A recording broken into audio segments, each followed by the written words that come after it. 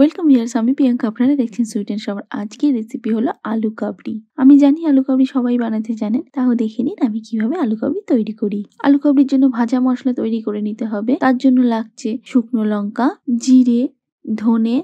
জিরে ধনে দিয়ে ভালো করে শুকনো খোলায় রোস্ট করে নিচ্ছি। এইবার গুঁড়ো করে নিলেই তৈরি হয়ে যাবে আমার ভাজা মশলা। আলু কাবলির জন্য সবসময় চেষ্টা করবেন ছোট আলু নেওয়ার। আলুগুলোর খোসাগুলোকে ভালো করে ছাড়িয়ে আলুগুলোকে আমি ছোট ছোট করে কেটে নিয়েছি। আমি দুরকম ভাবে আলু কাবলি তৈরি করব। সেই জন্য হাফ আলু একটা বাটির মধ্যে নিয়ে নিচ্ছি। দিয়ে দিচ্ছি বিট নুন। আলুগুলো সেদ্ধ করার সময় আমি নুন দিয়ে সেদ্ধ করেছিলাম, সেই জন্য আমি অল্প করেই নুন দিচ্ছি। ডালমুট দিয়ে দিলাম। তেঁতুলকে আমি জলের মধ্যে ভিজিয়ে রেখে কাতটা বার করে নিয়েছিলাম, সেই তেঁতুলের কাতটা এর মধ্যে দিয়ে দিচ্ছি। ভাজা মশলা গুঁড়ো দিয়ে দিচ্ছি। আর দিয়ে দিচ্ছি কাঁচা সর্ষের তেল।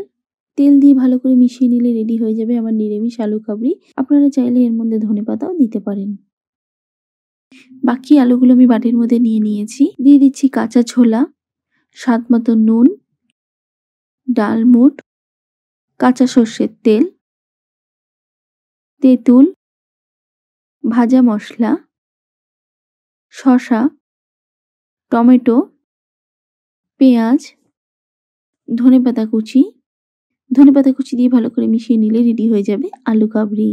দেখুন তো দুটো আলু কাবলির মধ্যে কোনটা বেশি আপনাদের পছন্দ, অবশ্যই আমাকে কমেন্ট করে জানাবেন। আর নিত্য নতুন আপডেট পেতে অবশ্যই আমার চ্যানেলকে সাবস্ক্রাইব করবেন। আজকে তাহলে আসি, দেখা হবে অন্য কোনো রেসিপির সঙ্গে। ভালো থাকবেন।